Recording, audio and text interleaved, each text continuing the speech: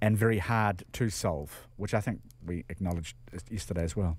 David, do you think that's right? Well, yes, because if it wasn't hard to solve, we would have solved it.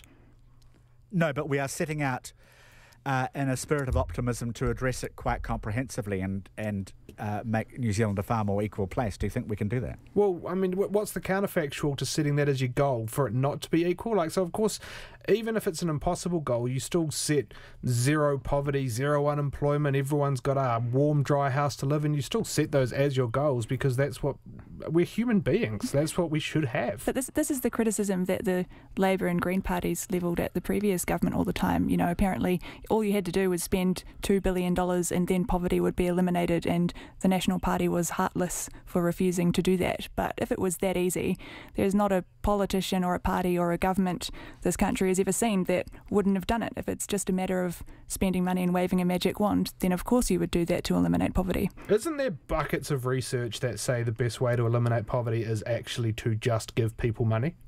Not necessarily.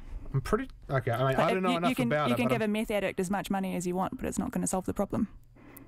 No, but that's not poverty. Like, we're shifting goalposts on the argument there slightly. We were talking about poverty, and from what I understand, and I could be wrong here, but in having been listening to Dr. Berenson Shaw for a while, one of the best ways to solve poverty is actually to just give people money. But it doesn't address the actual underlying causes of poverty, which are not just a lack of money, but the way that resources are being used, or addictions that people are grappling with, or issues around education and history. There are all kinds of other things that play into that equation rather than just the way money is used. Even if it could address all those frailties of the human flesh, David, we don't have the bucket loads of money, do we? That's one of the problems. Well, I don't know. We have a certain amount. Well, we're about to find out how much, to what extent money can solve it, aren't we? Sure. Because that'll be an important part of the equation. Amazon. Before we go, Amazon has been a poster company for the argument that robots won't take our jobs, because it's kept hiring more people even as it has roboticised.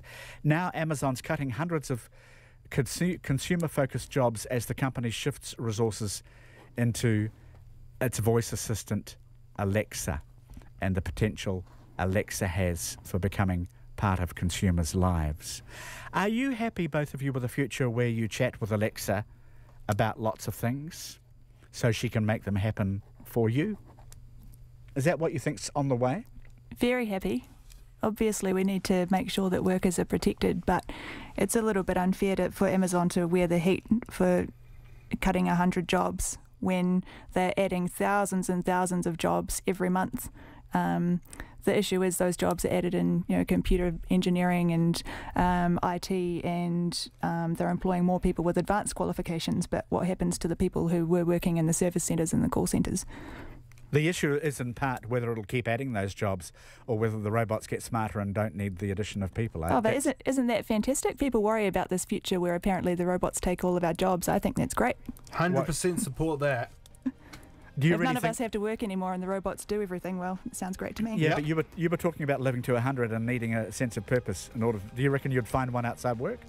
I'd control the robots. That's right. Control it. Yes, you probably would. Nice to have you on the panel for the first time, Jenna. Do come back. Thank you. Jenna Rayburn and David Cormack. Always good to chat, David. Thanks for your company as well. Thank you, Jim. We are back tomorrow. Thanks, everybody. And we're standing by for Checkpoint with John Campbell.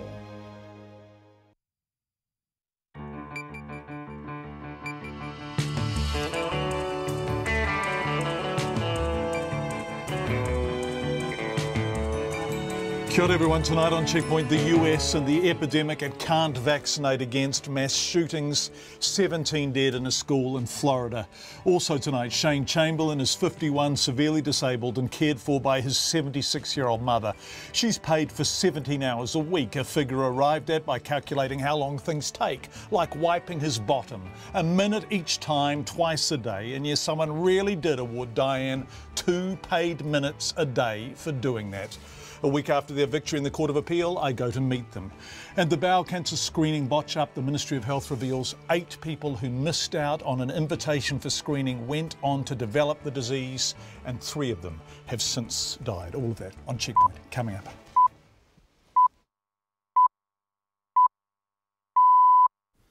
RNZ News at 5 o'clock. Good evening, I'm Anna Thomas. The man being held by police in Florida over a deadly school shooting had a disturbing social media profile in which he's featured posing with several heavy weapons. 17 people were killed and up to 14 injured when a gunman, armed with a semi-automatic weapon, opened fire at the Marjorie Stoneman Douglas High School in Parkland. It's the 18th school shooting in the United States this year. The suspect, 19-year-old Nicholas Cruz, had been expelled last year and was known to be into guns. Broward County Sheriff Scott Israel made a public plea to try and prevent further shootings.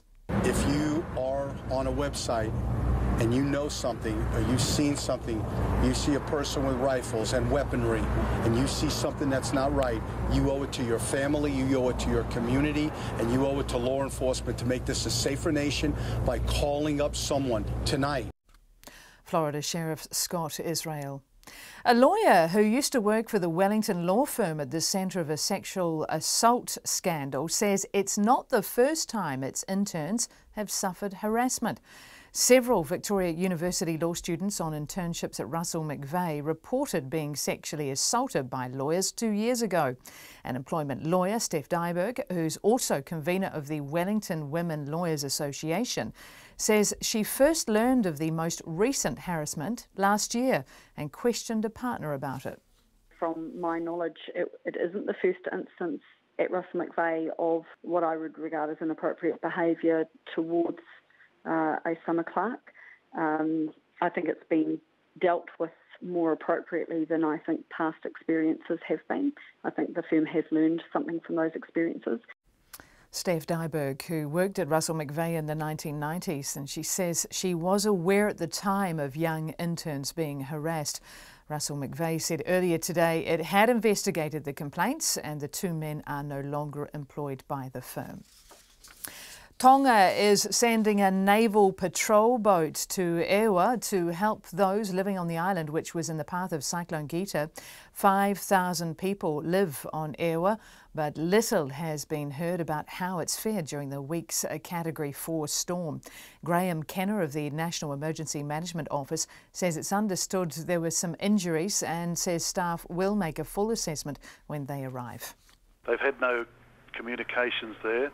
So the Australian government has supplied two radio technicians to get the radios up and running and to see if we can do anything to get the electricity back on.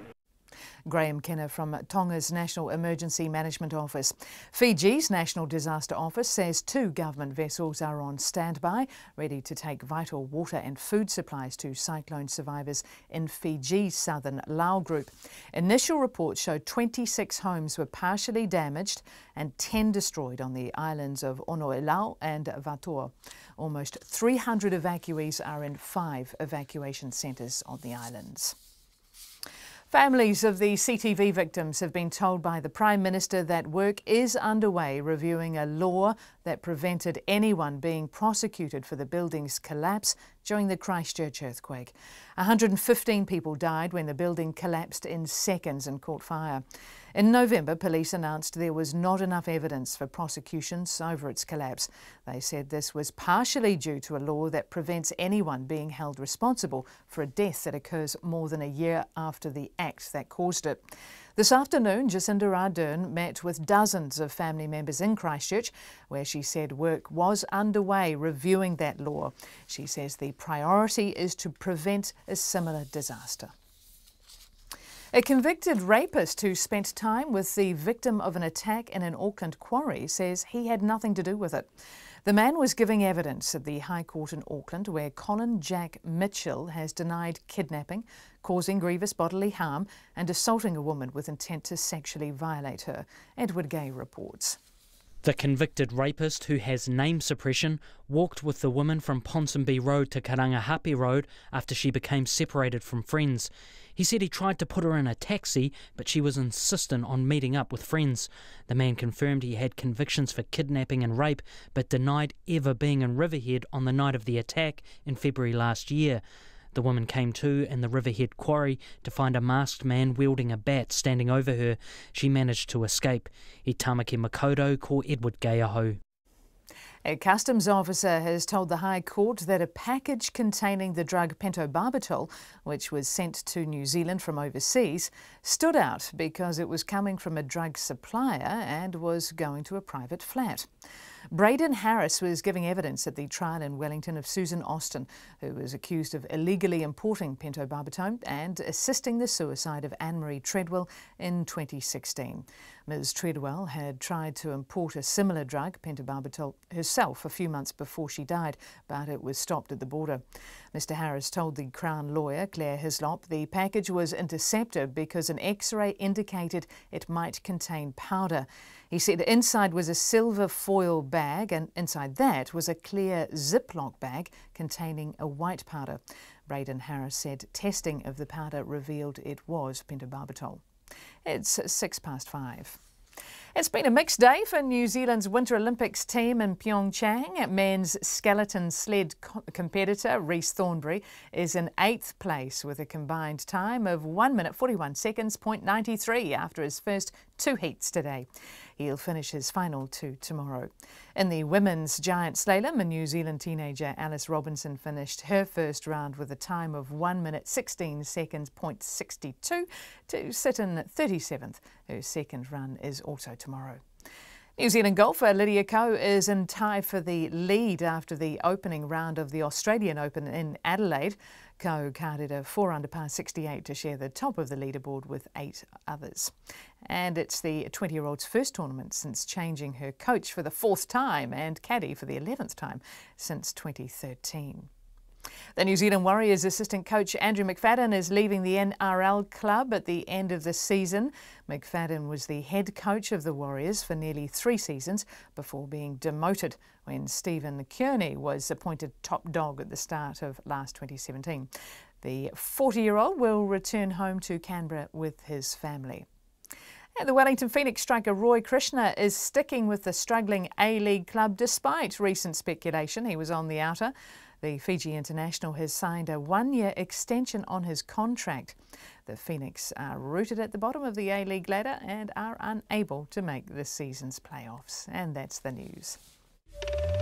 Policy on the hoof. That's been rushed through as part of this 100-day plan. What you're dealing with is actually a very complex piece of government spending. The government naysays on drug testing. We already have an extremely effective impairment test, which is over 90% effective. And the Nats horse race gains momentum. 5 MPs came right across the parliamentary forecourt, and just having those supporters there gave a very strong showing. Studying the form. Morning Report with Susie Ferguson and Guy and Espinel, weekdays from 6. Then on 9 to noon, how to develop New Zealand's burgeoning medical device industry. And after 10, philosopher and author A.C. Grayling takes us on a journey through the evolution of democracy and asks, can it be saved? Join me, Catherine Ryan, on 9 to noon after Morning Report on RNZ National. And now the short forecast from the Met Service until midnight tomorrow. For Northland, long, fine spells, but also isolated showers possible. Auckland to Manawatu, including Coromandel, Bay of Plenty and the Central High Country. Also Gisborne to Waited Upper, fine, apart from a few cloudy areas. Horowhenua and Kapiti Coast, Wellington and Nelson, mainly fine today. Cloudy periods and the odd shower tomorrow. Bullard to Fiordland, rain with possible thunderstorms south of the glaciers, spreading north this afternoon and evening, then clearing from Fiordland. Occasional rain everywhere from tomorrow, becoming persistent and heavy later in the day with possible thunderstorms. For Marlborough and Canterbury, fine with high cloud. Otago and Southland, patchy rain clearing this afternoon or early evening, then fine with high cloud. However, scattered rain developing tomorrow evening. And for the Chatham Islands, low cloud with the odd light shower. RNZ National, it's at 5:09 and you're listening to Checkpoint with John Campbell. Thank you very much indeed, Anna Thomas. Coming up on the program tonight, Shane Chamberlain, his mother Diane, and their landmark victory potentially in the Court of Appeal. I go to meet them and we ask what now for the parents of severely disabled adult children. That is a story you can watch, by the way. We'll be bringing it to you in about half an hour. But we begin tonight in the United States, where there are calls for a national focus on mental health after a massacre at a school in Florida claimed at least 17 lives. Nicholas Cruz, a former student who was expelled from his high school last year, returned to the school today with a semi-automatic rifle and multiple magazines, shooting dead 17 people and wounding 8 others. In the aftermath of the attack, much discussion about whether Cruz had exhibited behaviour that might have given some warning of his mental health, and calls for greater mental health support for students. Bridget Burke has more.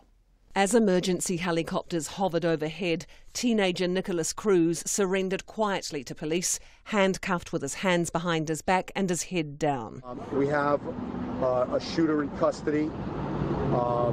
He was taken into custody, I believe, about an hour after he left Stoneman Douglas, after he committed this horrific, homicidal, detestable act. The FBI and our crime scene people will begin processing this horrific scene as soon as the buildings are cleared. Broward County Sheriff Scott Israel describing the scenes after 19-year-old Cruz opened fire inside the school he was expelled from, killing at least 17 students. And this is a catastrophic, an unbelievably catastrophic day in Broward County history. It's devastating.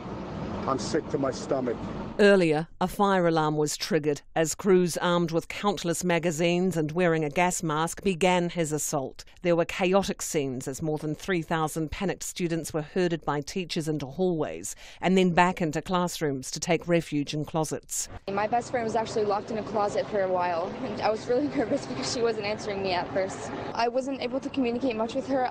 I'm sure she heard gunshots, but I'm not sure what happened after her, because after I heard those shots, I just ran and I was off the property in a matter of 2 minutes. Outside the school, distraught parents came to find their children. We literally just came from there, picking up some kids along the way because a lot of the kids are really distraught, as you can imagine.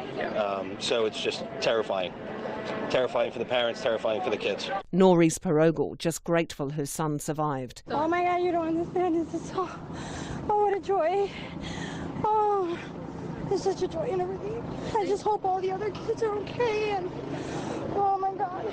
And were you able to talk to your mom during all of this and try to? Yeah, but they told us to turn off our phones and everything, and as soon as I walked out, I just grabbed my phone and tried to talk to her. Broward School Superintendent Robert Runcie said the school had no correspondence with the gunman before the attack. We were celebrating our teachers, our schools, and got in the car. And as I'm driving back to the office, I start seeing communication, and I hear from staff that we may have a tragedy. And so I literally have come from giving the Teacher of the Year a car and celebrating our teachers and our district to where I am right now. He said mental health issues were a challenge and needed to be addressed within schools and in response to gun violence. We've got to be able to recognize individuals that are in distress, that have challenges, and be able to find ways to support them. But our schools, we do what we can to make sure they're as safe as they possibly can be for our children. And again, this is a day that we prayed would never be here at Broward County, but we're dealing with it, and we're going to deal with it as a community. We'll pull through it, and my prayers and heartfelt sorrow goes out to the families and this entire community. 12 victims were killed inside the school, 2 outside and another on the street. 2 more victims died later in hospital. 8 others were seriously injured, 3 critically. This is the 8th fatal shooting at a school in the United States this year. For Checkpoint, Bridget Burke. 40 minutes past 5. Health officials say it could be months before it's known just how many people caught up in a screening failure may have bowel cancer. It was revealed on Tuesday that 2,000 Waitemata residents weren't invited to be screened for the cancer because of a problem updating addresses. Of the group, 3 developed bowel cancer and 1 died. But today the Health Ministry confirmed a further 5 people developed the cancer, with 2 of those people dying as well. Its Clinical Director of Screening, Jane O'Halloran, told health correspondent Karen Brown that screening would not have changed things for those extra people because of the stage of their cancer and when their new addresses were known. We had an independent surgeon look at all 8 And it was very clear that for 5 of them, there was no time lapse between the update of the address and the diagnosis of bowel cancer. So the address problem didn't affect the course of their disease? That's correct. Are you sure now you have definitely got all of the people, or could we find out that there are others that we hadn't heard about who got bowel cancer among the 2,500? The 2,500 who have missed out on bowel screening due to a technical issue have been sent an invitation letter, and we are waiting for these individuals to undertake their tests. So it is at that point we will know whether or not we have other cases that have occurred as a result of this technical issue. Are you concerned about that? Absolutely concerned about that. I mean, the Ministry apologises for this technical issue that has resulted in harm to individuals, or at least potential harm, because we will never know whether individuals will take up a screening opportunity. But nevertheless, they missed the opportunity, and that is why it's important for the 2,500 to return a test. When will you know whether there are more? These individuals will send back their tests, and over time we will know what the results of those tests are. And if there are any individuals who return positive tests, they will be sent for a diagnostic colonoscopy. And at that point, we will know what the results are for those individuals. When did they get sent invitations? So the 2,500 individuals were sent invitations prior to Christmas. So some of their tests are just coming through now, and we are monitoring those tests to see whether there are any positives that will need to go on to be offered a colonoscopy. What we're looking for now are new cases of bowel cancer in the 2,500, because this is their opportunity to participate in screening. So it is possible that there will be cases coming through from that 2,500. In terms of when again we'll know, finally, about the full 2,500, when will that be? This will take some time because... but how long? I would estimate, Karen, that we'll be looking at final figures in approximately 6 months. It's Dr. Jane O'Halloran speaking to our health correspondent Karen Brown. Now, if you are one of the 2,500 Waitemata residents who missed out on screening, we'd really love to hear from you. If you are one of those people, or if you have a family member, do text us 2101, Facebook us Checkpoint with John Campbell, or email checkpoint@radionz.co.nz. We are obviously happy to deal with you in confidence, but we would really love to hear from as many people as possible so we can establish independently really what has gone on here. Text us 2101. A Wellington lawyer who used to work for Russell McVeigh says summer law interns were sexually harassed and hit on when she was there in the 90s. Employment lawyer Steph Dyberg says the behaviour is still widespread in law firms. Several Victoria University law students on internships at Russell McVeigh have complained of being sexually assaulted by lawyers 2 years ago. Katie Scotcher reports. The women complained about being assaulted at 3 law firm social functions during their summer internship, and Russell McVeigh says it investigated and the men left. Steph Dyberg is the convener of the Wellington Women's Lawyer Association. She worked for Russell McVeigh between 1990 and 1997 and knows of interns during that period who were hit on and harassed, although she's unaware of any sexual assaults. From my knowledge, it isn't the first instance at Russell McVeigh of what I would regard as inappropriate behaviour towards a summer clerk. I think it's been dealt with more appropriately than I think past experiences have been. I think the firm has learned something from those experiences. She says she knows of many other law firms where women have been subjected to the same kind of behaviour. Victoria University became aware of the assaults 2 years ago when one of the men appeared at a function on campus and came in contact with one of the young women. The university's Vice-Chancellor, Grant Guilford, says 2 older lawyers were involved.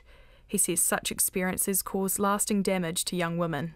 Because some arsehole in a workplace wants to act as a predator and sexually assault them. That leads to all sorts of emotion, the loss of self-confidence, but also guilt, which is, of course, completely inappropriate emotion, but is what many of these young women feel.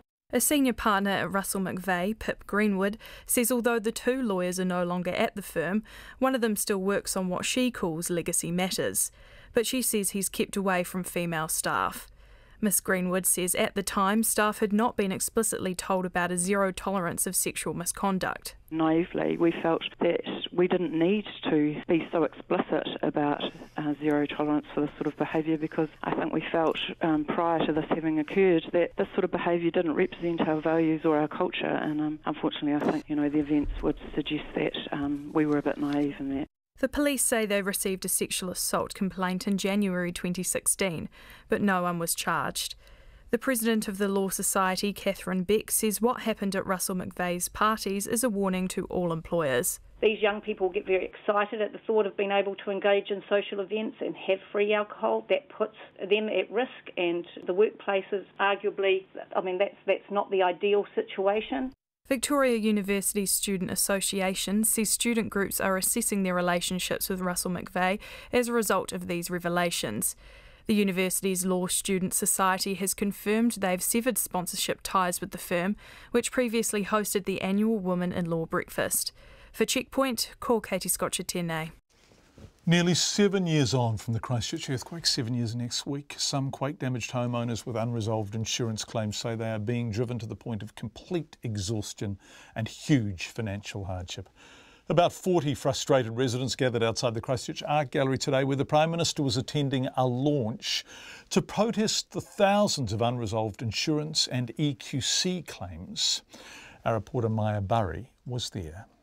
There is a smaller number of claims than there previously were, but they are the most difficult claims. Not always. No, not always. No, what I'm saying is they're difficult. I'm still with EQ6. Yeah, no, I accept that, and what I'm saying is... Emotions were running high at the protest as the Christchurch Regeneration and EQC Minister Megan Woods, flanked by the Prime Minister, addressed concerns from residents over the thousands of unsettled claims. Catherine Double's Woolston home was badly damaged in the quake. She says the foundations are shot, making the house sink on one side, and her garage is on a lean. Ms Double says engineers estimate it will cost about $200,000 to fix her place, but she's still waiting for EQC to put her claim over its $100,000 liability cap and pass it on to her insurer. I'm just stuck in limbo. I'm still living in a damaged house, 7 years. I can't fix things. I just have more cracks. Yeah, it's annoying. I don't like having people around. Like, I'm really embarrassed with my house. Yeah, I guess that's just the reality.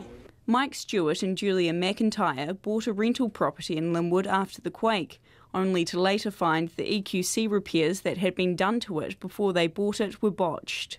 Mr Stewart says EQC won't pay the hundreds of thousands of dollars required to fix the house properly, and they're now going to have to sell their family home so they can afford to take the dispute to court. We're going broke slowly. We've got about 6 months left, and then we sell our house. That's the pay to take it to court. That's the pay to fight this. We ain't giving up. We don't really want to be here, and EQC have put us in this position. Another Christchurch resident who didn't want to be named told RNZ News she spent years working with her insurer to get her townhouse fixed, but she still had no resolution. She says her house has sat in a state of disrepair for 7 years, which had only done further damage to it. We're just in this endless cycle of waiting for someone to do something in a process that year after year takes us nowhere, and we're just powerless. Protest organiser and insurance advocate Ellie Jones says at Labour's election launch, the party vowed to settle remaining earthquake claims quickly and cheaply, launch a Royal Commission of Inquiry into EQC, and set up a tribunal to hear claims issues. She says affected homeowners haven't heard much from the new government, and there's a number of other things that can be done to improve the situation.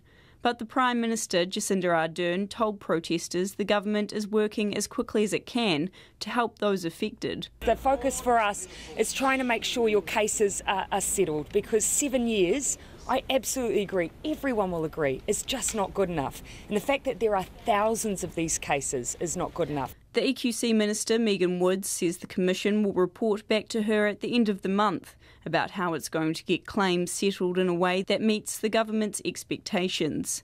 She says work on establishing the tribunal and an inquiry into EQC is progressing. For Checkpoint, Maya Burry. Meanwhile, during her visit to Christchurch, the Prime Minister also met with some of the families of the people who died when the CTV building collapsed in that earthquake, of course.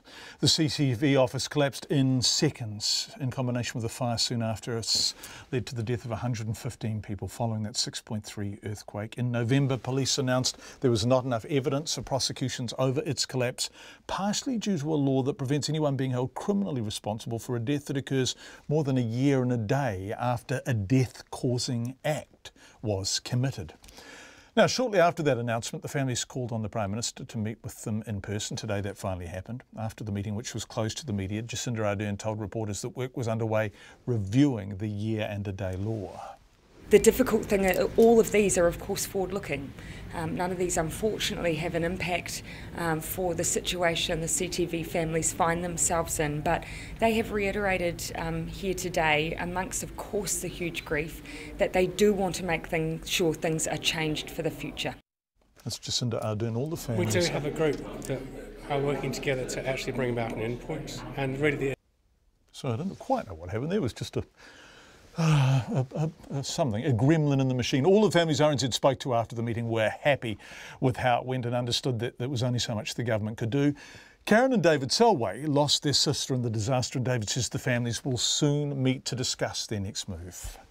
We do have a group that are working together to actually bring about an endpoint, and really the endpoint we're focusing on is justice, is making sure that justice for the 115 people that died and their lives that were lost, that justice is actually brought around for those 115 people. It's going to take a battle, and we recognise that, but we think it's important and we think it's worth fighting for.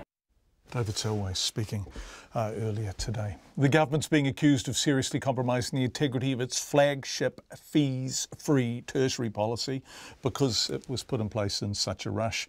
The penalty for students who try to rort the scheme has been significantly scaled back to a fine of up to $5,000 from an original penalty of up to 3 years in jail. The Labor policy for 3 free years of educational training for first-time tertiary students with an annual value of up to $12,000 is being progressively rolled out from this year. Here is our political editor, Jane Patterson. Officials have previously warned the free fee scheme could be open to abuse, pointing out the government holds no records of prior study from before 2003 or from overseas. A cabinet paper shows the government will now change the law to allow students in the future to simply sign an ordinary declaration, which does not require a witness, with a much lower penalty for the breach. That also means education authorities can penalise students who falsely claim the free fees without having to rely on a police investigation. The Education Minister Chris Hipkins says the original plan was too costly and complex. The change that we've made, or that we will be making in the legislation, is bringing this into line with other comparable offences and also making the system easier to administer. At the moment, to do a statutory declaration, someone has to get that signed by a JP. They'll now still have to sign a declaration, but they won't have to have it signed by a JP. National's Tertiary spokesperson Paul Goldsmith says these problems have arisen as the policy has been so rushed and ill-considered. He says Mr Hipkins had repeatedly assured the public students could face serious ramifications if they lied on a statutory declaration, but now it's basically an honesty box system. Now, anybody who lives in Auckland knows that there are many, many thousands of people who have come from overseas, may have studied overseas. There's no way of knowing whether they have studied or not. So it relies on their honesty. And frankly, there hasn't been any indication that the government has given serious thought to how to maintain the integrity of the system. The ACT leader David Seymour says the fact the government has made these changes is recognition the scheme is vulnerable to fraud. By softening the penalties, they're sending a signal that the government doesn't really care if you rort taxpayer money, and giving such a meagre penalty, often less than the cost of the goods that you're effectively stealing, they're just reinforcing the point. We're open for business. This is Jacinda Ardern's Rorts Are Us policy. The president of the New Zealand Union of Students Association, Jonathan Gee, says not having to make a declaration to a GP will make it easier for students to access tertiary education, the whole point of the policy. And he says while no one should rort the system, a 3-year prison sentence may have been a bit harsh. I wonder actually if that went through the courts, how many would actually go to jail as a result of rorting the system. So that would have been very interesting to see, I guess, how palatable judges would have found or what sort of penalty they would have applied. I think the $5,000 is a sufficient deterrent in terms of stopping people from rorting the system. These students at Victoria University thought $5,000 was an adequate fine. I mean, it's really harsh on the student, and I think, I don't think it would really get what it's aimed to do. Yeah, from the perspective of, student finances are pretty slim as it is, so $5,000, that's no laughing matter in terms of fines. I actually think it's more, particularly that age group, more not what's the consequence of getting caught, but what's the chance of me getting caught. That's going to influence it, in my opinion, more. Legislation containing the change and stopping the creation of new charter schools has its first reading in Parliament today. From Parliament for Checkpoint, Jane Patterson.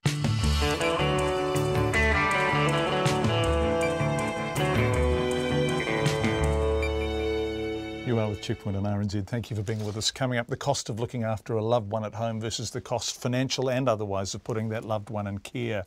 Shane Chamberlain is 51, severely intellectually disabled and cared for by his 76-year-old mother. Now, she is paid for 17 hours a week for caring for him. That's been calculated by taking things into account like wiping his bottom. Believe it or not, someone worked out that she spends a minute each time doing that twice a day. So therefore she gets paid 2 minutes a day for wiping his bottom at the minimum wage, which by my calculation is about 50 cents for doing that work. I spent the day with Diane and Shane yesterday, their story after business. Don't forget, we would love your feedback. You can text us on 2101. You can tweet us at Checkpoint RNZ, Facebook us, Checkpoint with John Campbell, or email checkpoint@radionz.co.nz. Business next, then weather, then Shane. But first, Anna Thomas with headlines. Thanks, John. The man being held by police in Florida over a deadly school shooting had a disturbing social media profile in which he's featured posing with several heavy weapons. 17 people were killed and many injured when a gunman used a semi-automatic weapon to shoot students at the high school in the town of Parkland. The 19-year-old suspect was taken into custody an hour after he left the high school. Florida police say he had been expelled last year and was known to be into guns. A lawyer who used to work for the Wellington law firm at the centre of a sexual assault scandal says it's not the first time its interns have suffered harassment. Several law students on internships at Russell McVeigh reported being sexually assaulted by lawyers 2 years ago. And employment lawyer Steph Dyberg, who's also convener of the Wellington Women Lawyers Association, says she was aware of young interns being harassed when she worked at the firm. 12 tonnes of aid has been flown to cyclone-ravaged Tonga today by the Air Force. With parts of the island nation facing months of recovery, the airlift has included agricultural equipment, hygiene kits, water containers, generators, tarpaulins and chainsaws. The Red Cross says more than 1,000 homes are damaged and thousands of people remain at evacuation centres. More of those people caught up in a bungle over testing for bowel cancer went on to develop cancer than earlier stated. 2,500 eligible Waitemata residents failed to receive an invitation to be screened, and 3 developed the cancer and 1 died. Extra information tabled in Parliament shows 5 other people developed the cancer, 2 of whom also died. The Australian Prime Minister Malcolm Turnbull has announced that his deputy Barnaby Joyce will take leave next week. Mr Joyce has been under immense pressure over his affair with a former staff member and questions about breaches of ministerial standards. And that's the news. Thank you. Thank you very much indeed, Anna Thomas. Let's turn to business news now with Giles Beckford. Hi, Giles, our business editor. We've got the first lot of industry housing market figures for the year, good, bad or different. What the hell are they? Well, Real Estate Institute numbers were in today. They showed a slight drop in prices overall, but the annual price growth is about 3.4%. and that is just a bit of a slowdown from December. The real thing that I think cheered up the Real Estate Institute was that the number of houses sold was the highest in 19 months, and to them that suggested perhaps a little bit more life coming back into the market. Weaknesses obviously in some of the main centres. Auckland is still losing some ground in parts of it. Some of the other areas that were doing gung-ho, Waikato, Bay of Plenty, also slowing, as is Wellington, but top of the South Island still looking pretty strong. So you can take your choice as to whether this is a sign that the market has perhaps found some sort of flaw. Real Estate Institute is a little bit cheered, remembering that January still has that feel of the holidays about it. We'll wait and see what comes out of the February numbers, but there's been a slight easing in those loan-to-value ratios, and that will be helpful. They're hoping that perhaps just a little bit more zest in the market to come. Thanks, Charles. This next talking point is fascinating, and that is that the Stock Exchange has refused to let a Chinese company use a local listed shell company for a backdoor listing on the share market, right? Indeed. This is a company called TRS, which is I think in the trade they would call them a penny dreadful. It doesn't do very much. It has the legal structure of being listed on the stock exchange. It was several years ago being touted by Kim.com as the way that he was going to bring his new company Mega to the market. That didn't come to pass. This deal was involving a Chinese company called Shenyang Leader, which was involved in beauty and health products. Now, it was proposing a structure which is quite complex, but the upshot of it is really that you can control the company, but without having control of the majority of the shares. It's called a VIE, or a variable interest entity. It's legal in some jurisdictions around the world. It's not acceptable in Australia. The company knocked on the door of the stock exchange here and said, would you allow a company to be set up in New Zealand on your exchange using this sort of structure? And the stock exchange has come out and said, no, quite simply, it's too opaque. You can't see actually who's behind these sorts of things. The Chinese authorities don't particularly like them, but it's a structure that's used to allow foreigners to invest in Chinese companies. It's got lots of pitfalls. There's a lot of murkiness about it. It reminded me a bit of the Overseas Investment Office's refusal last year to let HNA, another Chinese company, buy UDC Finance off ANZ Bank. It just suggests to me that authorities here are perhaps being a bit more alert and putting a bit more scrutiny on these sorts of deals. Not everything is going to get past the regulators, and that is a good thing. Yep, it is. Thanks, Charles. What happened on the markets today? Very quickly, the top 50 index, it had a positive start. It's closed just 4 points higher. No great shakes there, 8,063. Fletcher Building shareholders can tell you that you're down another 9 cents. That's about 1%, 696, but at least the worst of the bleeding would appear to have stopped. On the currency front, 73.7 US cents and 92.8 Australian. Our business editor, Giles Beckford. Thank you very much indeed, Giles. Let's go to the weather now with Met Service meteorologist John Law. Kia ora, John. Kia ora. Well, for the North Island, Friday is looking like a pretty decent day. For many of us, it should be staying dry with some decent spells of sunshine as well. Temperatures in Auckland back to around about 28, 29 degrees Celsius. And the fine weather really is the story across most of the North Island. A great day in New Plymouth. Temperatures back up to around about 24 degrees Celsius. And similarly for the likes of Tauranga, a fine day. Just a bit more cloud returning by the evening time. For Wellington and up on towards the Kapiti coast, there will be more cloud, particularly to start the day. Perhaps an isolated shower in amongst the ranges, but for many of us, a dry story. Highs in the capital, 23 degrees Celsius. But for the best temperatures on the North Island, head across towards the eastern coast. Plenty of sunshine through Gisborne and Hawke's Bay, and temperatures around about 29 degrees Celsius for Gisborne, and even down towards Marston as well. For the eastern coast of the South Island, again, there's plenty more fine weather. Christchurch back to around about 29 degrees Celsius. Thickening high cloud though through the afternoon, bringing some wetter weather in from the western coast. But the west coast is looking wet. We've already got some severe weather warnings in place for Fjordland and up in towards parts of Westland. Rainfall spreading through there through the daytime on Friday, and by the end of the day reaching up towards Invercargill as well. For next week, there is some severe weather in store for many of us, so please stay up to date with all the latest forecasts and severe weather watches and warnings. And that's it from me. Yeah, thanks, John. We'll do that. And in fact, we're going to tomorrow night look in depth at the path Gita is taking towards us. So that will be on Checkpoint tomorrow night. Last Wednesday, a severely intellectually disabled man, Shane Chamberlain, who's 51, his 76-year-old mother, Diane Moody, and a lawyer working pro bono because he believed their case was so legally and morally strong, had what may be a landmark victory over the Ministry of Health in the Court of Appeal. Diane cares for Shane, who was incapable of looking after himself, in return for which the ministry decided to pay her for just 17 hours a week at the minimum wage.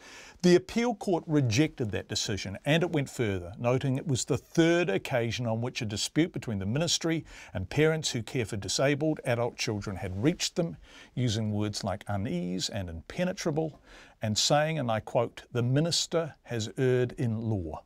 What next? The ministry wouldn't talk to us, saying they're still assessing the Court of Appeal's decision. Our invitation for the ministry to join us remains open for as long as it takes for them to front. Nor will the new minister front on this yet, but the appeal court wasn't referring to him. But all of this follows a history of legal action by parents, first against not being paid at all, then against funded family care introduced by the last government, with loud claims it would lead to them being paid. Yesterday, cameraman Nick Monroe and I went to meet the Court of Appeal victors to discuss their case and the larger issue here. Shane and his mum Diane, who, had she listened to the people in charge 5 decades ago, would never have cared for her son at all. When Shane was born, we were told then, because he was just so ill, look, just put him away somewhere and forget that you've had him. And of course it wasn't an option for us to do that. But that was always the... Did you discuss it? Did you think, can we do this? No, it wouldn't have even entered my mind. 51 years after Diane and her late husband didn't even consider giving Shane up, he sat beside me yesterday as his mum told me all about him. Shane sat very politely, paying no attention at all, and then he simply got up and walked off, like a child. What other? When the assessment's happening? It's an aeroplane, he's just going. Oh yes, the helicopter's going round and round, that helicopter. Yeah. So when the assessment's happening, so Shane's he's just going off to see the helicopter? Yeah, he'll just go and see the fingers go in the ears because he's got highly sensitive hearing. So where that helicopter sounds just like that to us, it probably sounds 3 times as loud to Shane. Yeah. So that's where the fingers go in the ears. Or if somebody argues, if we suddenly got into an argument, he'd put his fingers in his ears and just shoot straight to his bedroom and close the door. So if you don't mind, we won't argue. Okay, it's good to establish the ground rules early on. Yeah, just keep it calm. Okay, well, I'll try my best. Yeah. You know, when he got up before and he was wandering across, you just looked at him. He's just sort of a nice, you're just sort of nice, aren't you? Your marbles? Yeah, nobody pinch your marbles. No one will take, if anyone takes your marbles, that's trouble. Trouble? Okay? Yeah. Rightio. See ya, you're off again. Yeah, bye. Bye, Shane. Shane's always off somewhere. His attention span is short, his ability to comprehend is severely limited. And for 5 decades, Diane has tended to him with what can only be described as love. It certainly wasn't for the money. For decades, recorded by family photos, Diane was not paid to care for Shane. But in 2010, on paper anyway, something changed. The Human Rights Review Tribunal ruled excluding parents from payment for caring for their disabled children was inconsistent with the Bill of Rights. And the government eventually responded with funded family care, FFC, funded being a relative term. Diane's funding for Shane, and this is in paid hours per week. It went from 11 to, there's been about 3 changes, 11 to 17 to 19 to 21 and then back to 17. So 17 hours is 17 hours. So 2.5 hours a day, roughly. Yeah. And so the other 21.5 hours a day, what would Shane be doing if you weren't looking after him? Good point. Well, that's it. I mean, somebody has to look after him. Somebody has to look after him. It's just no... It's that simple, isn't it? Yeah, it's that simple. I'm Jane Kerrigan. And Jane Carrigan, how did you meet Diane?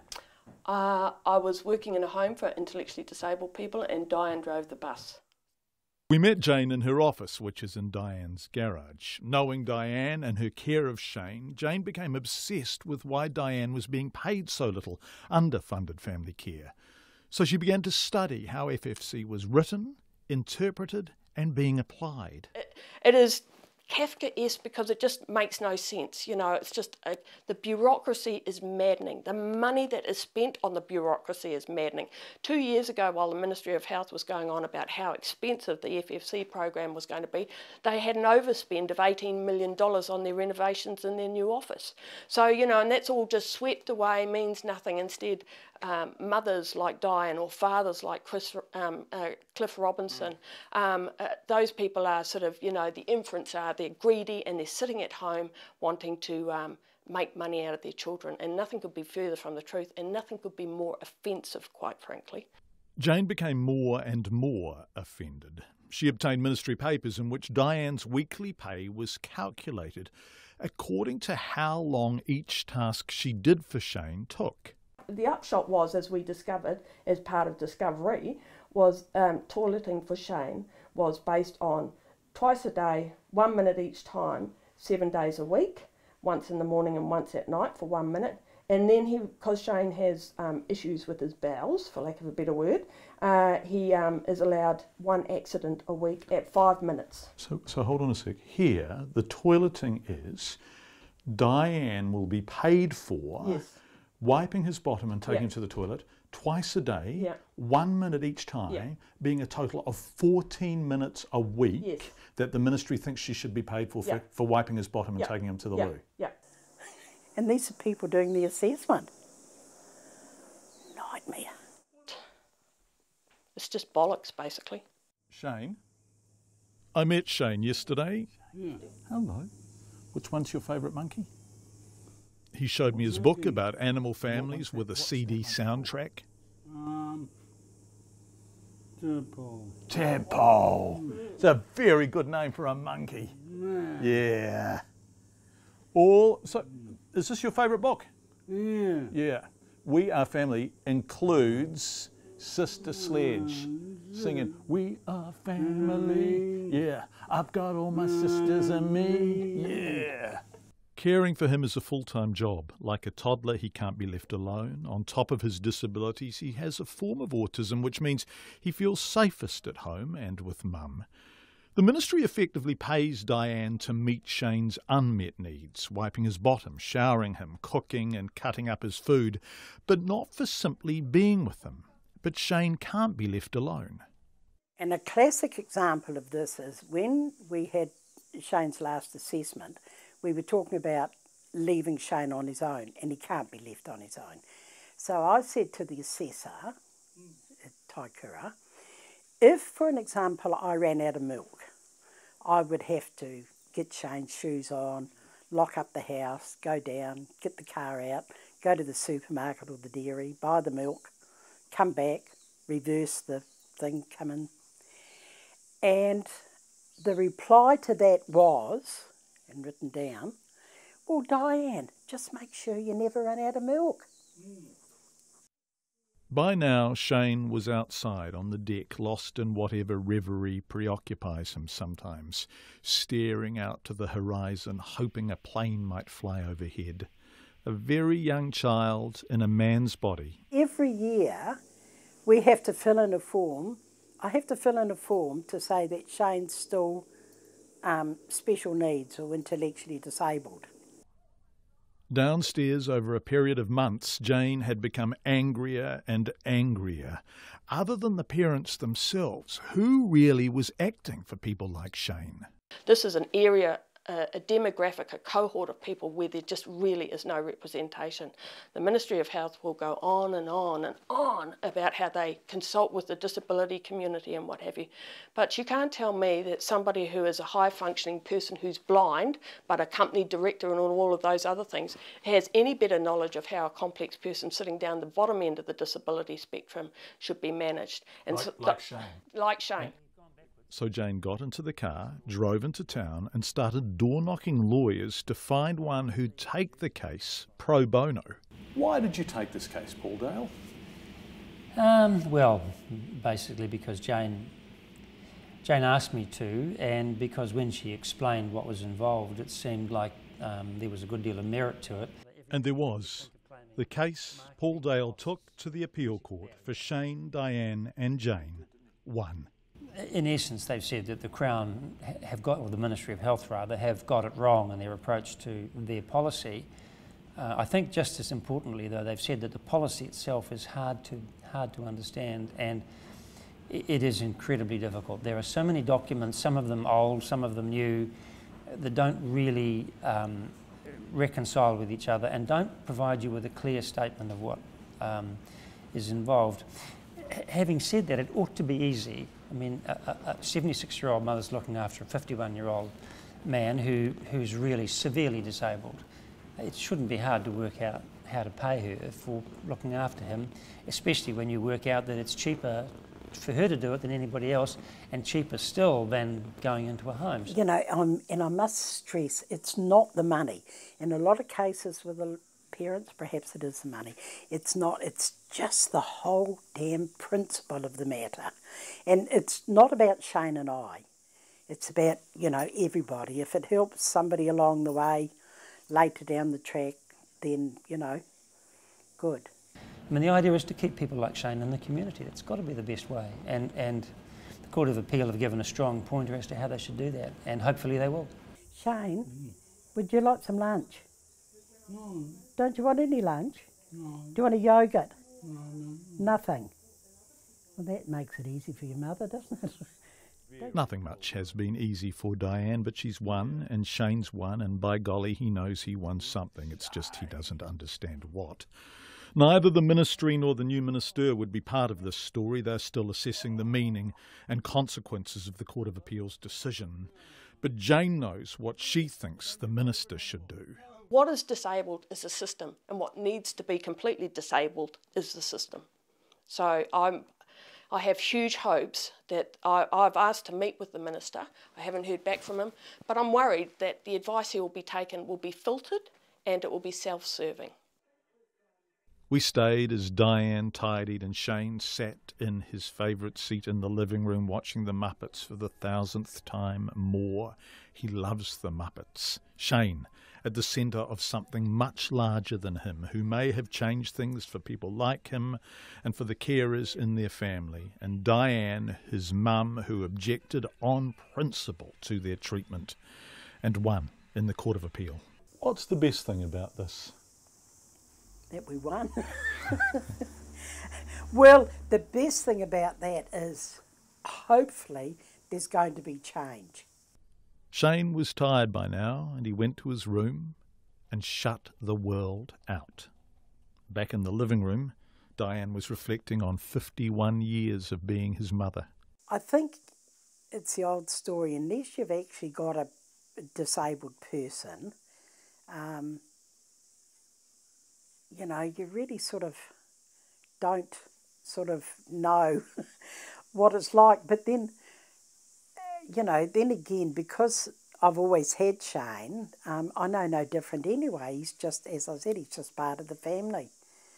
And, yeah, and that's so, yeah, no, he's a bit of all right. It's Diane Moody talking about her son Shane. Now, we would really love to talk to the Ministry of Health about this. The Court of Appeal attached a postscript to its decision, which can be found online, pointing out it is the third time they've ended up hearing issues along these lines in the Court of Appeal and fundamentally suggesting they are completely over it. The Ministry of Health say they are still digesting the Court of Appeal's decision. We will ask them every day for an interview until they are available to front. Tongans are worried that a lack of power and running water 3 days after tropical cyclone Gita ripped through the Pacific nation is hampering the clean-up effort. Thousands of people are still unable to return home, and 3 people were seriously injured when the Category 4 cyclone whipped through the kingdom on Monday night. With more than 1,000 homes and crops devastated, the kingdom now faces months of recovery, as Laura Tupor reports. 2 days before the cyclone hit, AUT PhD student Tony Whakahau was wrapping up interviews with people living below the poverty line in Tonga. He's been talking to families in vulnerable communities for the past few years, but he says the places they call home are now unrecognisable. Many of them lived in pretty much homes with just a tin roof on top of them. And I went out again to have a look at some of the homes just to see how they were, and those homes have disappeared. Tony Whakahau says most of the crops on the main island of Tongatapu are damaged as well. Every family relies on the land, taro, yam, cassava, those things, coconuts, and also the fruit. And the storm pretty much blew everything off, trees, uprooted crops. While families may be able to cope short term, he's worried about the months to come. Normally they'll plant now and then rely on those crops to last over the coming months. But that's no longer there now. But Mr Whakahau's most pressing worry is the lack of power and water supplies. The water systems in most of the villages rely on electricity.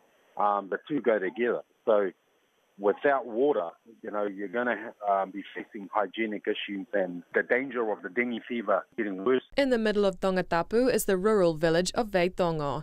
Derek Leonard runs a coffee plantation there. Half of his crops have been destroyed. My drying shed's pretty much wrecked, and a lot of plants, a whole lot of crop. All my shelter building, half the trees have all just been demolished. Nearby properties weren't spared either. Quite a few of them have lost roofs. Some of the smaller shops are just completely demolished. The roadways have just been cleared now, but there's just build-ups of vegetation, like huge trees have just been knocked over, and it's just decimated. Mr Leonard says patchy communication is hampering small-scale aid efforts so far. One of the super yachts that's located in Fiji at the moment, they've made an offer to bring the yacht over with desalination plants and generators and different things. But the difficulty is to try and get through to government at the moment because strange enough, we can talk internationally on the phones, but we can't communicate locally. In the capital, Nuku'alofa, Viliami Taufa is waiting for his landlord to fix his rental house.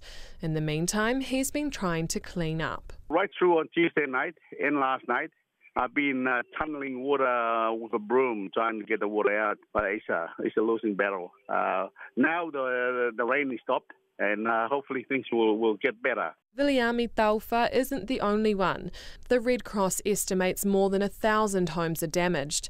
The New Zealand Defence Force flew agriculture toolkits, family hygiene kits, collapsible water containers, tarpaulins, generators and chainsaw packs to Tonga this afternoon. It hopes the supplies will help provide basic power, water and sanitation. For Checkpoint, ko hoko ingoa ko Laura Tupou.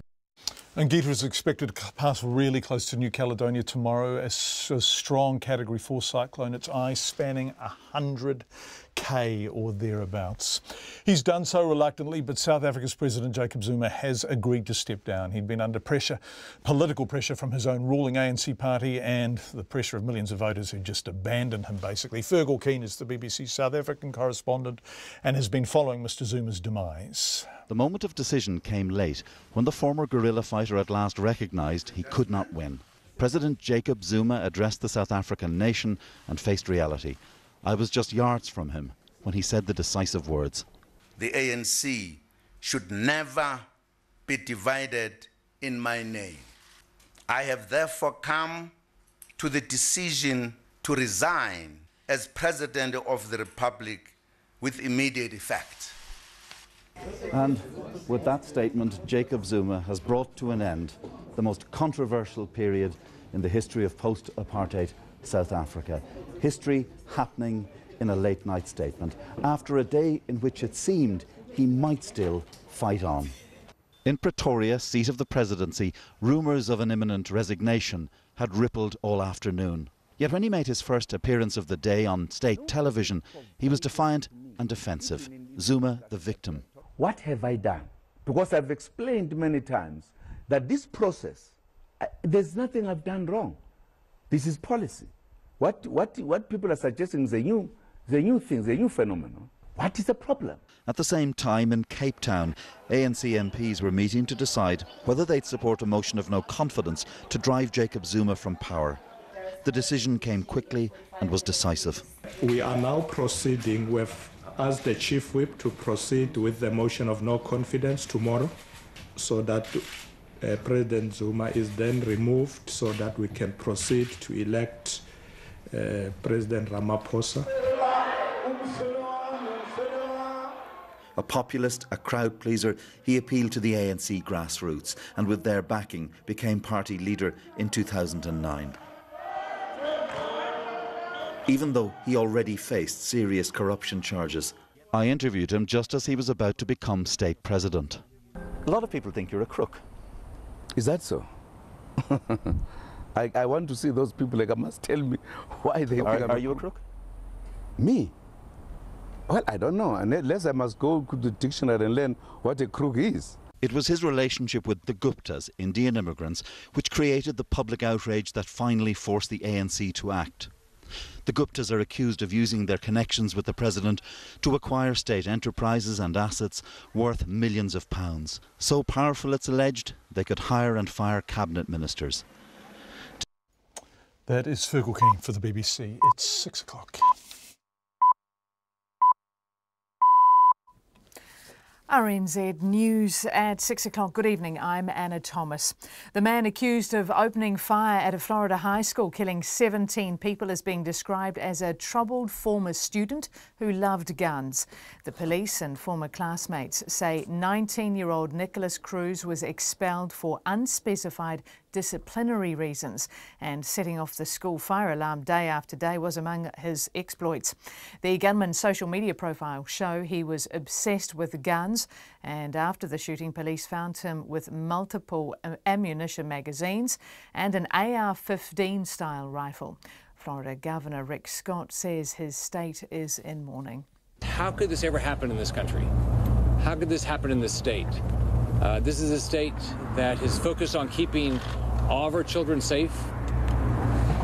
You come to the conclusion this is just absolutely pure evil. Florida Governor Rick Scott. The shooting is also the deadliest school shooting in the United States since Sandy Hook in 2012, when 26 people, mostly young children, were killed. The Law Society can't confirm whether or not a complaint has been made over sexual misconduct towards students in a summer law clerk program at the firm Russell McVeigh. Its president, Catherine Beck, says the society is barred by law from commenting on complaints or investigations. She says, however, if there's sufficient evidence that a lawyer may have behaved badly, the Standards Committee could decide to carry out its own investigation, even without a complaint. Ms Beck says any form of sexual harassment is totally unacceptable in legal workplaces. The government says it's already looking at ways to crack down on sexual harassment in the workplace. Disaster authorities are appealing to Tongans in New Zealand and Australia for financial support rather than sending containers full of used household goods in the wake of Cyclone Gita. The National Emergency Management Office says unwanted items only clog up the system and make it more difficult for aid supplies to get through. Graham Kenner suggests those wanting to help could sell their unwanted things and donate the proceeds. We use those things and have a garage sale and send the cash to a Tongan family that they know, or to the Tongan Red Cross could do with some money, or any Tongan charity that is willing to assist the people. Otherwise they send that stuff over here. We only have to find somewhere to bury it because it's unusable usually. Graham Kenner from Tonga's National Emergency Management Office. Families of the CTV victims have been told by the Prime Minister that work is underway reviewing a law that prevented anyone being prosecuted for the building's collapse during the Christchurch earthquake. 115 people died when the building collapsed in seconds and caught fire. In November, the police said a decision not to prosecute was partially due to a law that prevents anyone being held responsible for a death that occurs more than a year after the act that caused it. Today, Jacinda Ardern told dozens of family members that work was underway reviewing that law, along with other potential changes. None of these, unfortunately, have an impact for the situation the CTV families find themselves in, but they have reiterated here today, amongst, of course, the huge grief, that they do want to make sure things are changed for the future. Jacinda Ardern says the priority is to prevent a similar disaster. A customs officer has told the High Court that a package containing the drug pentobarbital, which was sent to New Zealand from overseas, stood out because it was coming from a drug supplier and it was going to a private flat. Braden Harris was giving evidence at the trial in Wellington of Susan Austin, who's accused of illegally importing pentobarbital and assisting the suicide of Anne-Marie Treadwell in 2016. Ms. Treadwell had tried to import a similar drug, pentobarbital, herself a few months before she died, but it was stopped at the border. Mr. Harris told the Crown lawyer, Claire Hislop, the package was intercepted because an X-ray indicated it might contain powder. I opened the package up. What was inside the package? There was a silver foil package, a silver foil bag if you like, and inside that was a clear Ziploc bag. Inside that clear Ziploc bag was a white powder of unknown origin. Braden Harris said testing revealed the powder was pentobarbital. The police say they're keeping an open mind about whether the incident which forced Stratford High School into lockdown this morning was a hoax or not. A police cordon was thrown up around the school at about 8:20 after someone said a man was walking on the grounds with a rifle. Sergeant Alan Wally says an extensive search turned up nothing.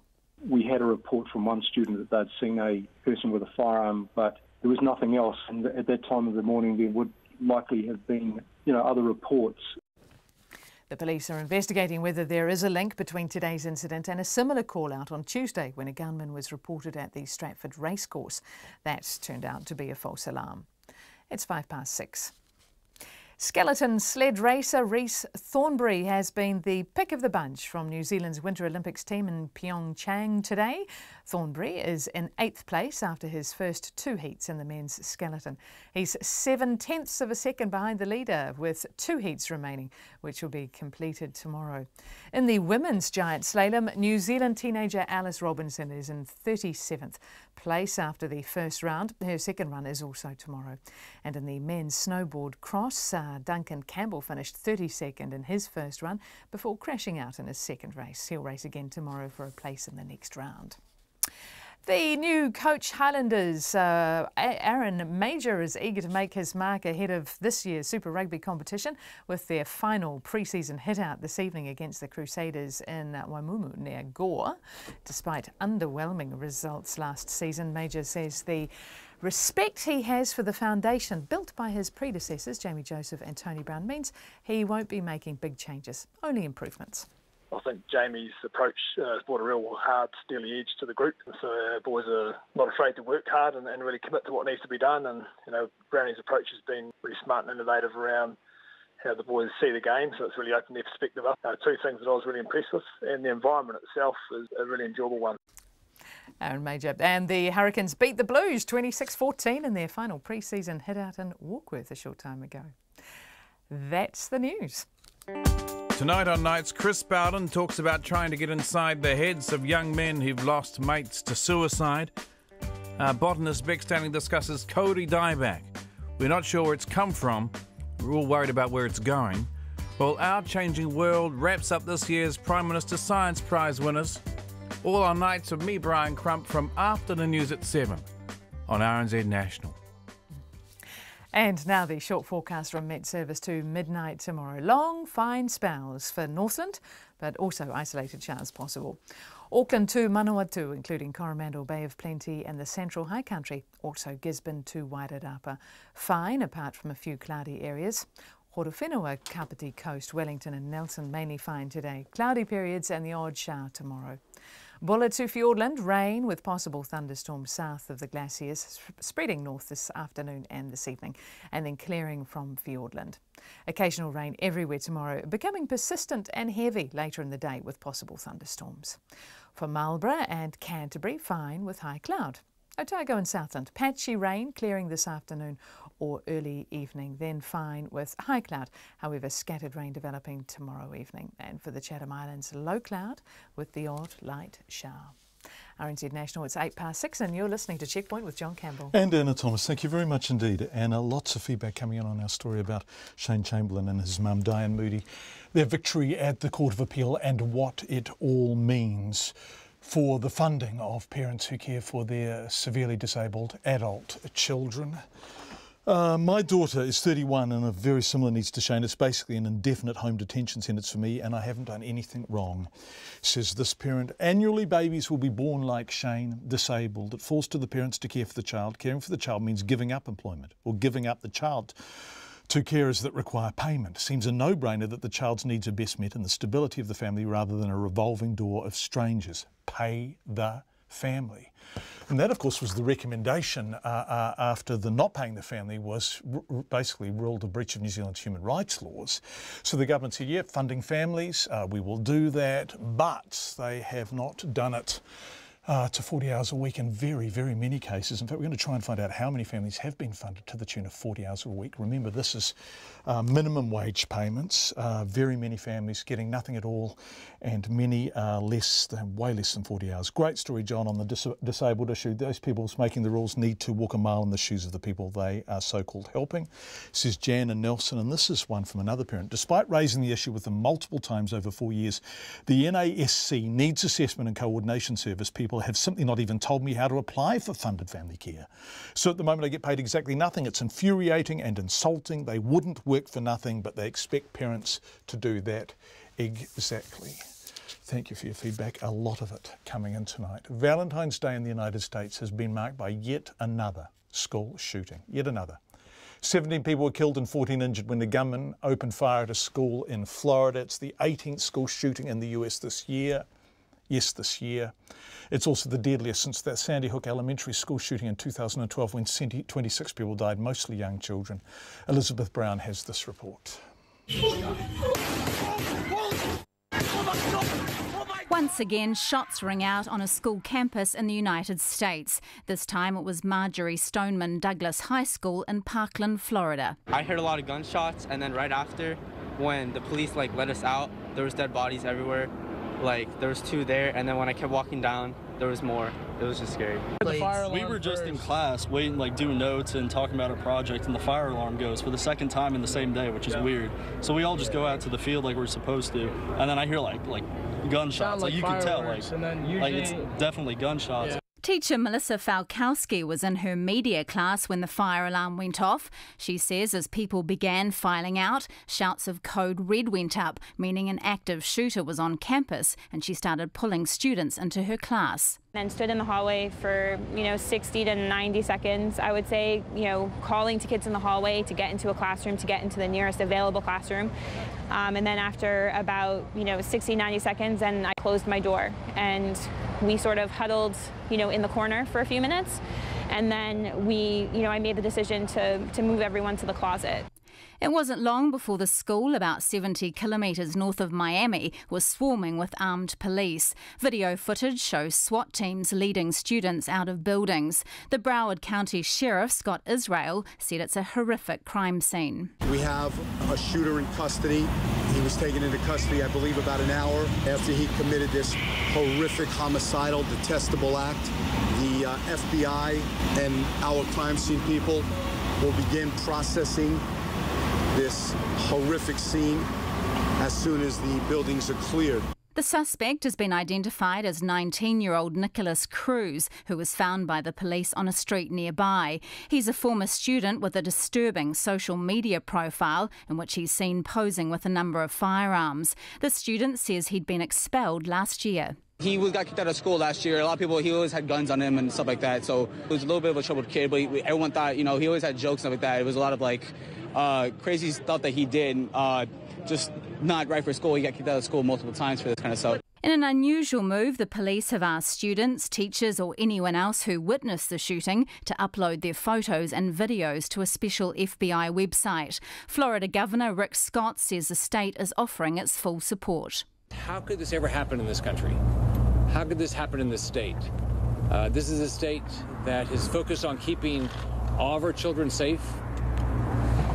You come to the conclusion this is just absolutely pure evil. The gunman was armed with a semi-automatic weapon. Last year, Stephen Paddock used several semi-automatic weapons, some equipped with bump stocks to increase their firing, to kill 58 people in Las Vegas. The US Congress has not even got close to a vote on banning such devices. Teacher Melissa Falkowski, who today cowered with her students in her class, had a message for her government. It's very emotional because I feel today like our government, our country has failed us and failed our kids and didn't keep us safe. Today's tragedy will again plunge the US into what has become a mass shooting ritual, in which angry calls go up for more gun control, debate rages, and then nothing happens. For Checkpoint, Elizabeth Brown. 14 minutes past 6, just hours before being abducted, the victim of the Riverhead quarry attack unknowingly spent time with a convicted rapist. The rapist, who has name suppression, was one of the last to see the victim before she was taken off an inner-city Auckland street and driven 25 kilometres west to a quarry in Riverhead. Sometime later, she came around to find a man standing over her wearing a white mask and wielding a baseball bat. The Crown says the attacker was not the convicted rapist, but Colin Jack Mitchell, who was on trial at the High Court in Auckland, where he's denied charges of kidnapping, causing grievous bodily harm, and assaulting a woman with intent to sexually violate her. Our court reporter Edward Gay filed this report.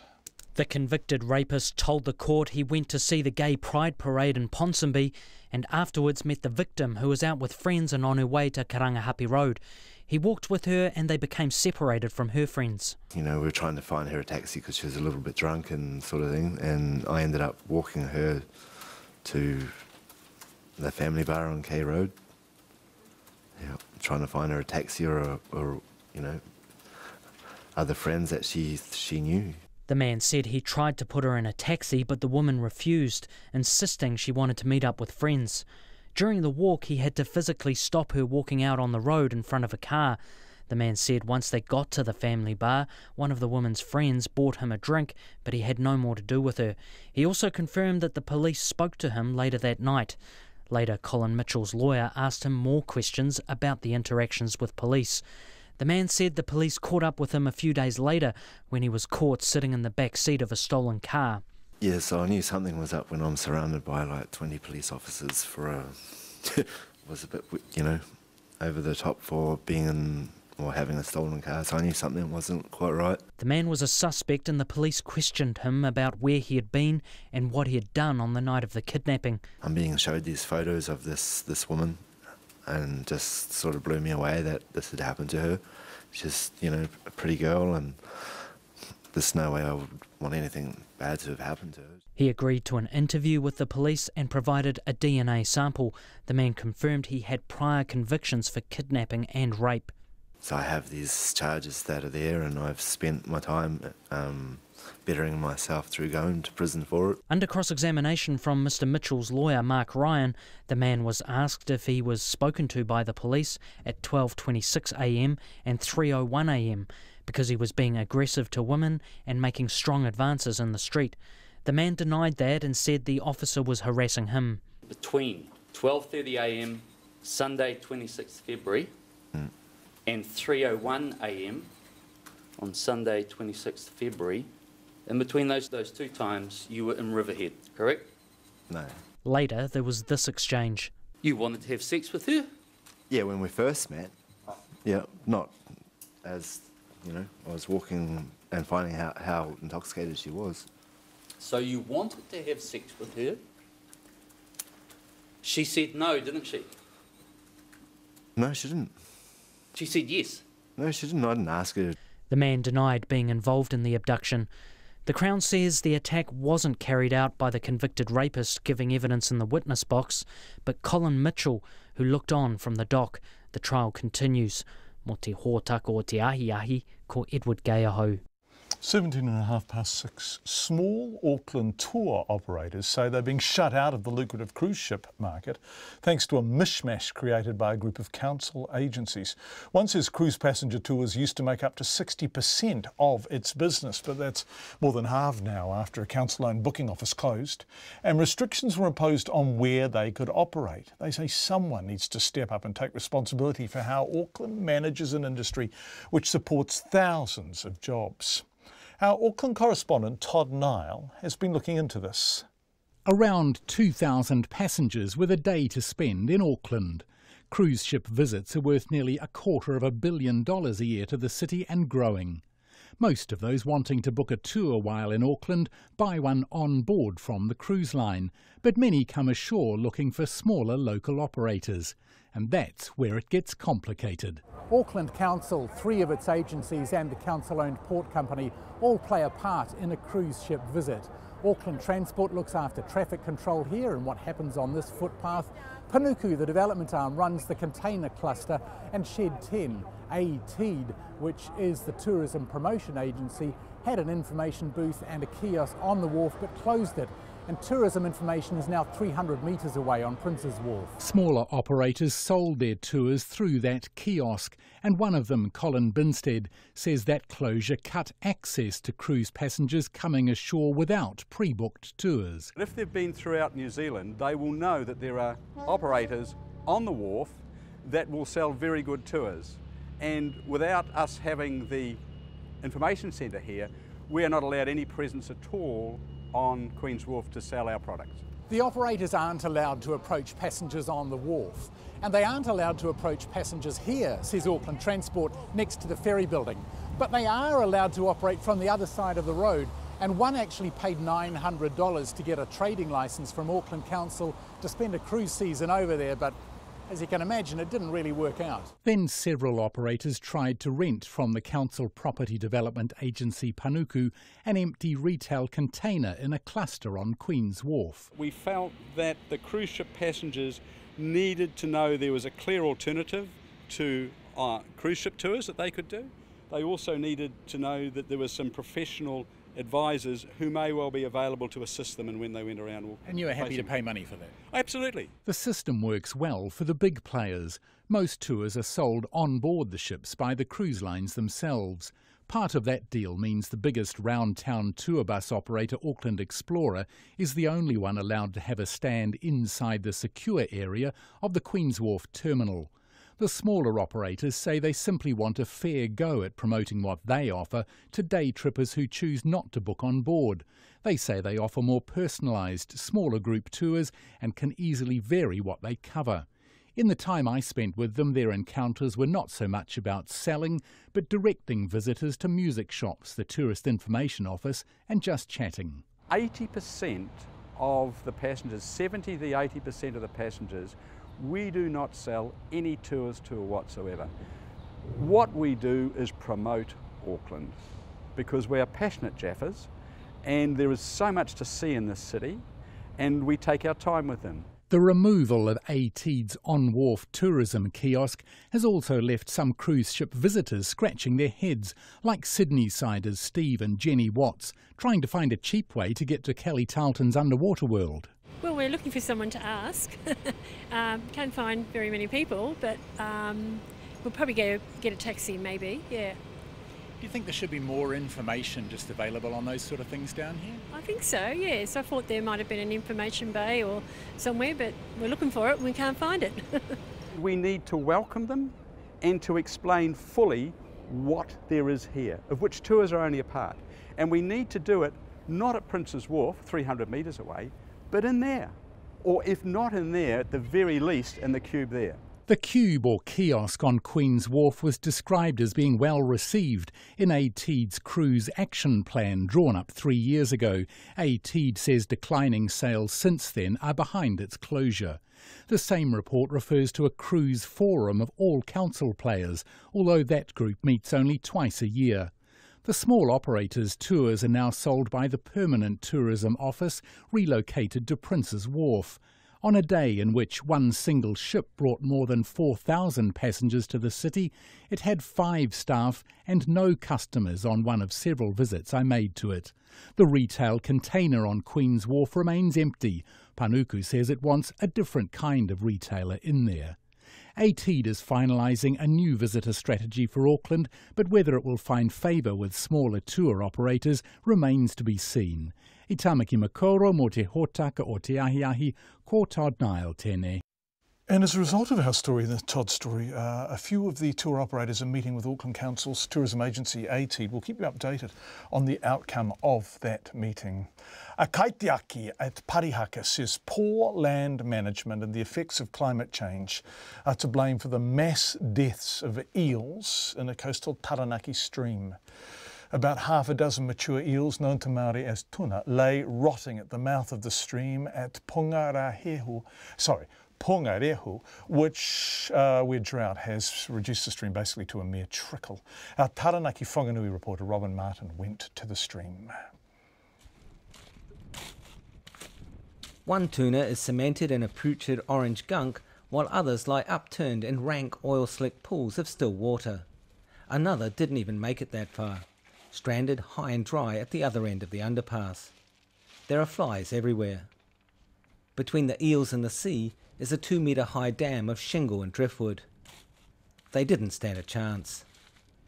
The Waitakori's kaitiaki or guardian, Tihikura Hohaya, says it didn't have to be like this.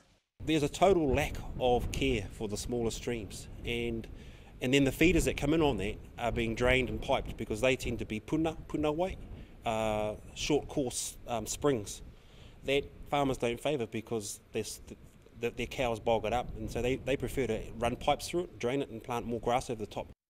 Mr Hohaya says climate change means storm surges and droughts are predictable, but no planning is being done. He says the smaller watercourses give protection from such weather extremes. Those are the lungs. Those are the very places that provide moisture, provide water. Instead of what's happening is that the water's being straight lined out to sea. So over summer, you would, in a healthy watercourse, expect those lungs to hold water back and release it slowly through these critical periods. Mr Hohaya says there are many other dead or dying eels upstream and in other waterways nearby. Emily Bailey, a trustee and educator at Te Whenua Tōmori Trust, is giving a presentation on water quality monitoring at Parihaka. Ms Bailey posted a video of the dead eels on the Trust's Facebook page, which has been viewed thousands of times. She says the eels are a pointer to deeper issues. I guess what's happening down there is just a sign of the times with climate change, intensive farming, just poor management due to a whole lot of reasons, from breaking up our rural communities to just fertiliser companies getting out of control. Ms Bailey is also an iwi representative on the Regional Council's Planning and Policy Committee. She says it could do more. We're protecting our rivers, but we're not protecting our streams and our wetlands. And if you don't have streams and wetlands, you don't have rivers. So we really need to be looking at the full picture. Do you think the TRC is doing enough? No, I don't. And I understand how they're trying to have the positive story. I mean, the council was run by the community, so we need the community to tell them that we're not happy and we need things to be done better. The council's Director of Environment Quality, Fred McClay, declined an interview.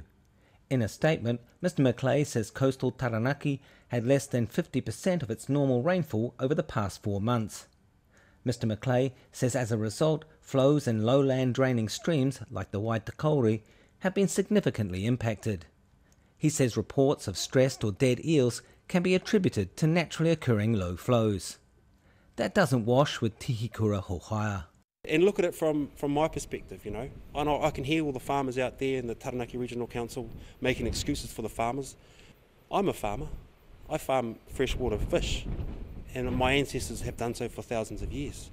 Where's the equality for my rights when we're looking at my livestock rotting in front of our eyes? The Regional Council says it works with landowners to protect and enhance habitat for native species such as tuna. In the Waitakori catchment, there is 52 kilometres of stream bank, 77% is fenced and 43% has riparian planting. In 2014, a land care research study found dairy farming intensification is contributing to an ongoing loss of wetlands in Taranaki. Just 8.1% or 3,000 hectares of pre-European wetlands remain. I Taranaki mo te hōtaka o te ahiahi, ko Robin Martin ahau. Pangareho, the stream, 28 minutes past 6. Thank you for being with us tonight. A lot of feedback. We would really like to hear from people involved in the bowel cancer screening, or not, as the case may be for roughly 2,500 people in Waitemata or through the DHB there. Please do get in touch with us, 2101, if that is you. Are you a Waitemata resident who has missed out on screening? The number of people who weren't diagnosed with cancer at the time has risen today, so we would love to talk to people about that. If you would like somewhat more confidence, just email us, checkpoint@radionz.co.nz. We are happy to speak to you without disclosing your identity in any way, shape or form. Shane and his mum Diane and the victory at the Court of Appeal and what it all means. So much feedback on that tonight. Listening to this interview, I am astounded. Can this be true? Can an assessor of a high needs child be so ignorant and insensitive? I do hope we're not going to have to go through the process of an investigation. This isn't sanity.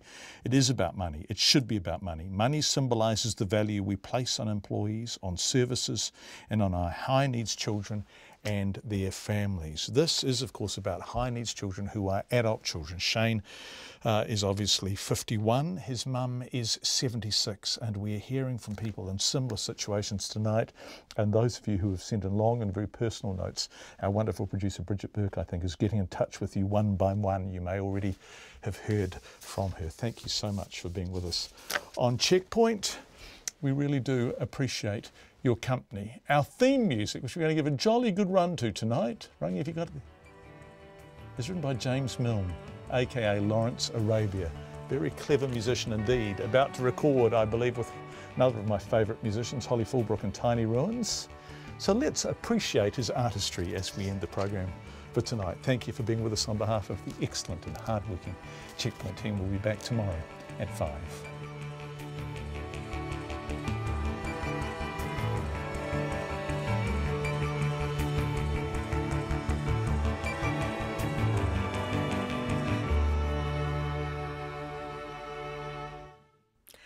RNZ News headlines at 6:30. The man accused of opening fire at a Florida high school killing 17 people is being described as a troubled former student who was obsessed with guns. The government says it's already looking at ways to crack down on sexual harassment in the workplace as stories emerge of young interns suffering sexual assaults at a top Wellington law firm.